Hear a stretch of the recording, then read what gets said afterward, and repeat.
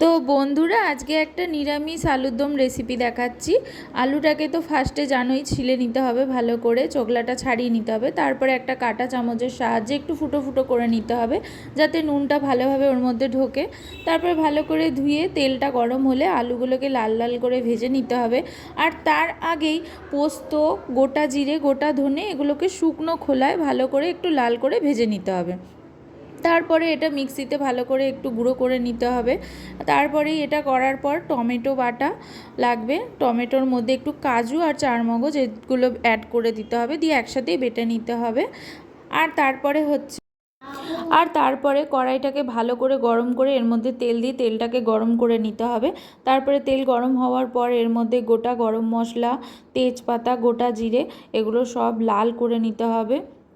তারপরে লাল হয়ে যাওয়ার পর এর মধ্যে একে একে আপনাদের মশলাগুলো দিতে হবে। যেরকম প্রথমে হচ্ছে আদা বাটা দিয়ে দিলাম। আদা বাটা দেওয়ার পর এর মধ্যে দিতে হবে যে পেস্টটা বানিয়ে রেখেছিলাম টমেটো আর কাজু চারমগজ, সেই পেস্টটা দিয়ে দিলাম। তারপরে এর মধ্যে হলুদ গুঁড়ো, নুন, তারপরে লঙ্কার গুঁড়ো, কাশ্মীরি লঙ্কার গুঁড়ো এগুলো সব দিয়ে ভালো করে মশলাটাকে কষিয়ে নিতে হবে।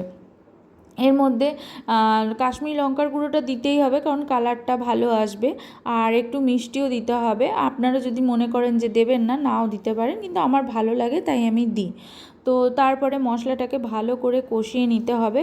কষানোর পর এর মধ্যে যখন তেলটা ছেড়ে দেবে মশলা থেকে, তখন এর মধ্যে একটু টক দই অ্যাড করতে হবে। টক দইটা দিয়েও খানিকক্ষণ ভালো করে একটু কষিয়ে নিতে হবে।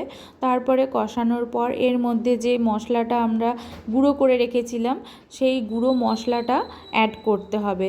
এরপরে এই মশলাটাও দিয়ে 2 থেকে 3 মিনিট মতো কষাতে হবে, কারণ এই মশলাগুলো সব ভাজাই আছে। তো দিয়ে তারপরে এর মধ্যে ভাজা আলুগুলো দিয়ে দিতে হবে। আলু দিয়ে ঝোল দিয়ে ভালো করে টকবক করে ফুটিয়ে নেবেন। এইটি আপনার রেডি। এটি আপনি রুটি, ভাত বা পরোটা সবের সাথেই খেতে পারেন।